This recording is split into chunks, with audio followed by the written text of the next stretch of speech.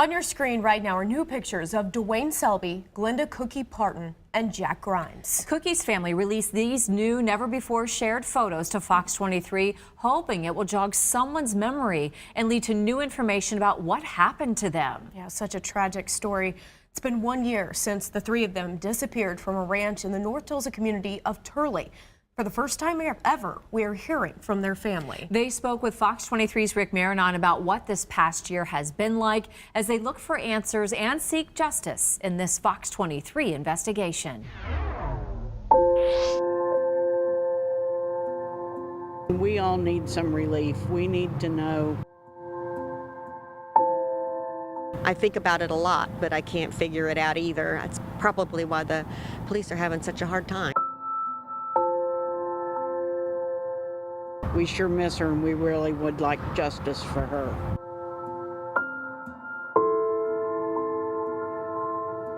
The final moments in the final chapters of their lives remains an open book. In fact, it's a completely different and bizarre story in itself. It's now been 1 year since Jack Grimes, his friend and business partner Dwayne Selby, and Dwayne's mom Glenda Cookie Parton disappeared in Turley. In an exclusive interview, family members opened up to me. They share their frustrations, struggles, and opinions about what happened to their loved ones in one of the strangest missing persons cases ever in Tulsa County. This is such a weird seeming case. You know, I can understand how they're having issues trying to figure it all out. The mystery began in late October 2021. Business partners and close friends Jack Grimes and Dwayne Selby disappeared while on their way to a show horse convention in Fort Worth, Texas. The men never made it there. After several frantic unanswered phone calls, Jack's sister Nancy Clayton tells me the families knew something wasn't quite right.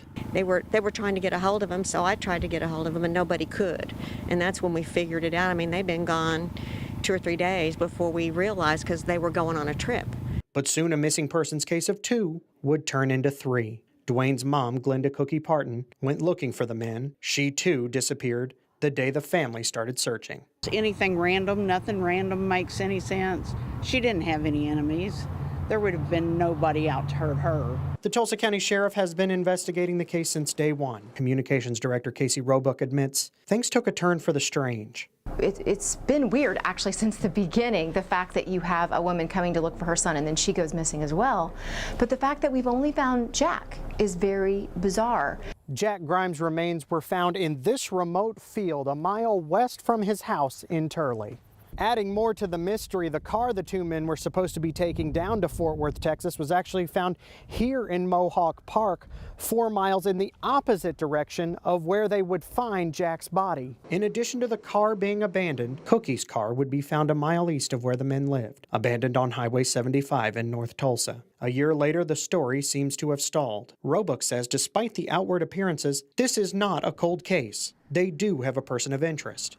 This case is far from cold, and we want the citizens of Tulsa County to know that. This isn't in our cold case file. We don't anticipate it going there.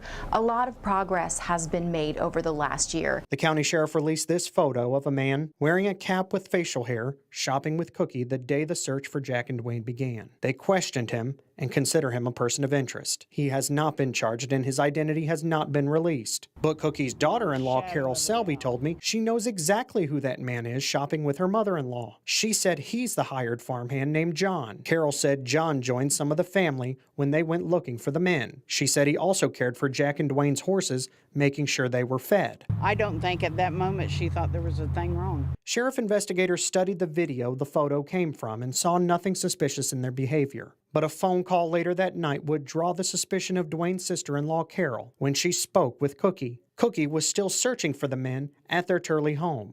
I had heard Mel's voice on the phone when I talked to her at one point, but Nancy said he had come in and said that he wanted to say a prayer.